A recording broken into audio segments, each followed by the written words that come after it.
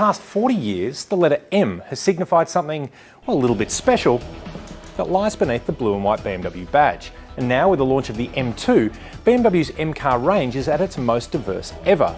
But what makes these tri-coloured road warriors so special? Well, let's find out.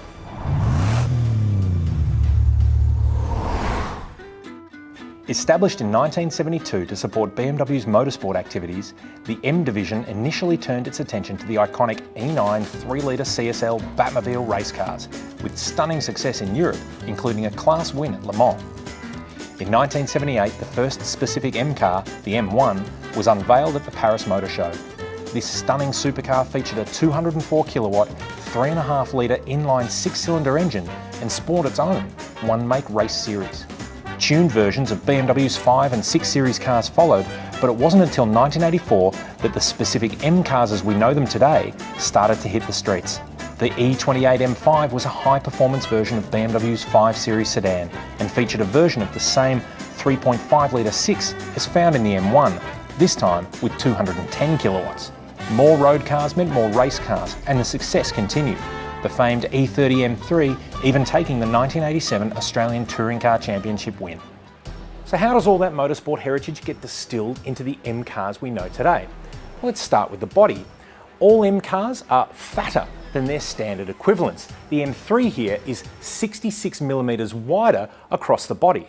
Now that includes a wider track, front and rear, and of course the pumped arches, which gives it an extra 3.5 centimetres on either side to help accommodate the huge 10-inch wide rear tyres. And it's not just width either. Traditionally, all M cars have had subtle body modifications that are designed for function rather than, well, straight up look at me form. At the front of the M4 here, you can see these giant vents as part of the air dam. Now they're designed to channel air through to cool the big brakes and of course cool the 317 kilowatt twin turbo under the bonnet.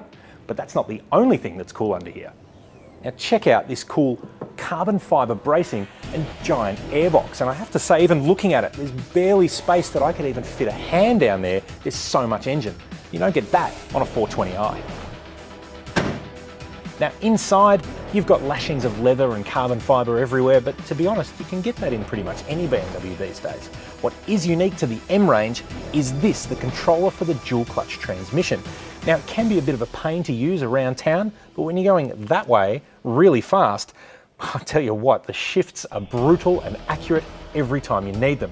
What's also cool about an M car are these buttons here where you can configure the response of the engine, the settings for suspension and steering that can be called upon using one of these two M mode preset buttons here on the steering wheel.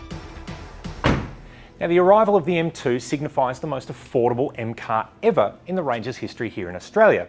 So now with that M2 coupe, the M3 sedan, M4 convertible, M4 coupe, M6 coupe convertible and 4-door Grand Coupe, plus the X6 and X5 M SUVs, not forgetting my favourite, the 4-door 423 kilowatt M5 sedan, basically making sure it's something for everyone.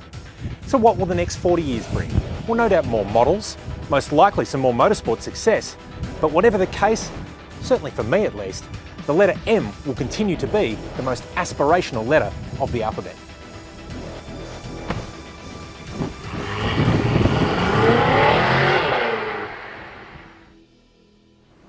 Okay, and we'll wait for that.